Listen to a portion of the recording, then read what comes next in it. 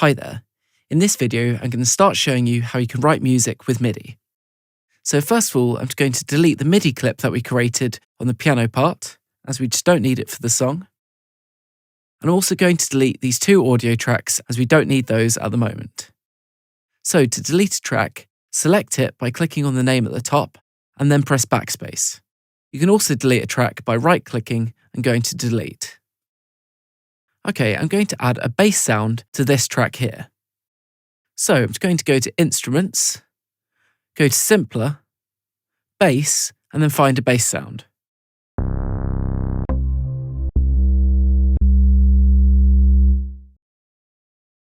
Okay, this one seems fine. So what I'm going to do is click and drag it onto this track. You'll notice we already have an instrument there, so when I drag over this new instrument, it will replace it. See, we've now got the B bass on this track. Right, I'm just going to create a new clip by double-clicking on an empty clip slot on this track. The MIDI note editor should then open up. Right, I'll just quickly go over some of the features of the MIDI note editor. I've already mentioned this before, but I'll mention it again. At the top, we have our timeline. So over on the left, at bar number 1, we have beat 1 of the first bar. Here's beat 2, here's beat 3, here's beat 4. And we have other beat divisions in between. Over on the left, we can see our keyboard, which is flipped vertically, representing our pitch. If you want to hear the pitch of these notes, you just need to activate this headphone icon here by clicking on it. When it is blue, if you click on a note, you'll be able to hear the pitch. You can move down to a lower octave by scrolling on the MIDI note editor. So the most simple way to draw a note is by double-clicking. So we can edit our notes in a variety of different ways. Clicking and dragging the centre of the note allows us to move it either in time or pitch. So to change the timing of the note, click and drag left or right, and to change the pitch, click and drag up or down. Hovering over the start or end of the note allows us to change the length by clicking and dragging. You can either make it longer or shorter. Right, now I've got this note the full length of the bar, I'm just going to play back this clip. So I'll just click on this play icon next to the clip. You can stop it by clicking on the stop icon here, or pressing the spacebar to pause.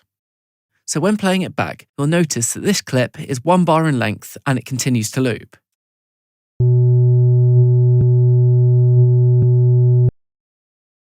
When making music, it's common to use 4 or 8 bar loops. So I'm going to change this clip so it's 8 bars in length, as I already have an idea of the bass part I'm going to write.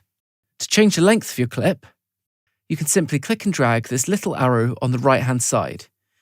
You can make it shorter by dragging left, or longer by dragging to the right. But one thing that's important to note is be very careful of where your clip ends.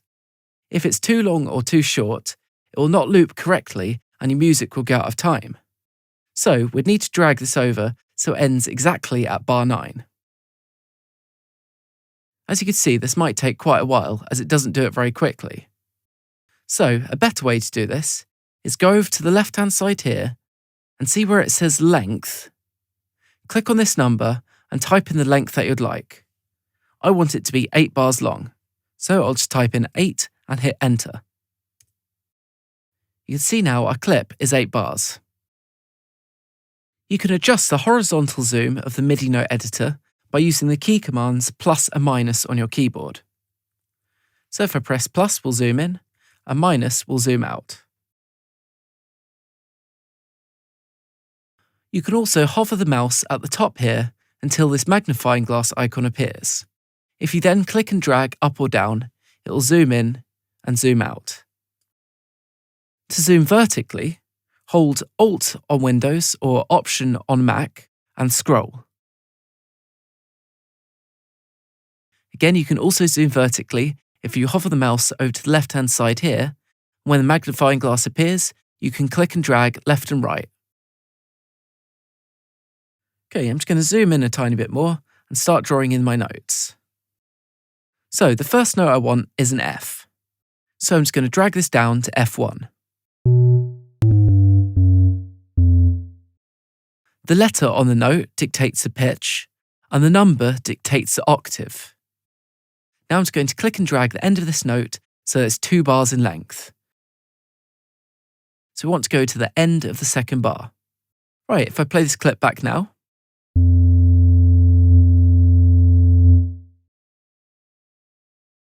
We can see there we're slowly moving through the clip.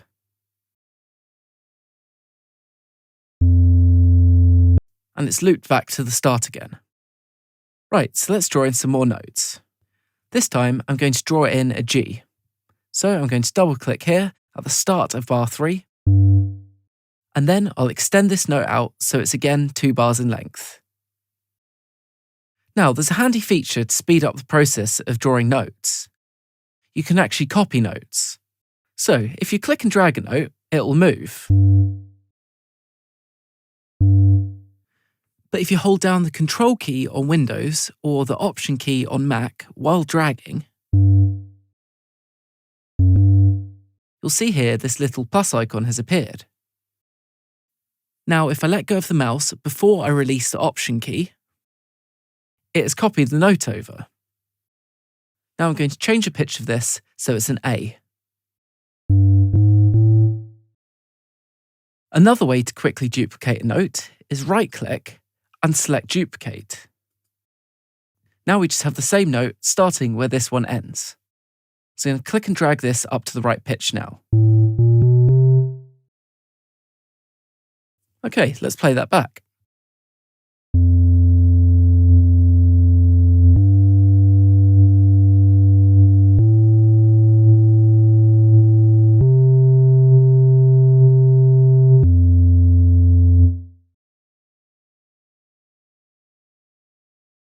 Okay, great. Now, something else to be aware of. If you ever make a mistake when working in the MIDI note editor, so for example, if you accidentally duplicated a note, you could just press Command-Z on a Mac or Control-Z on Windows to undo your last step. If you continue to press Control-Z or Command-Z, it will undo the previous steps. If you've pressed undo too many times, you can actually use the redo function. If you want to redo, you can use the key command Shift Command Z on a Mac or Shift Control Z on Windows. This will redo the previous step. Okay, so that's the absolute basics of writing in MIDI in Ableton Live. We're going to look at this in a lot more detail in future videos, but for this one, I just want to show you the absolute basics in case you're a complete beginner so you're not overwhelmed. Hope you found this video useful.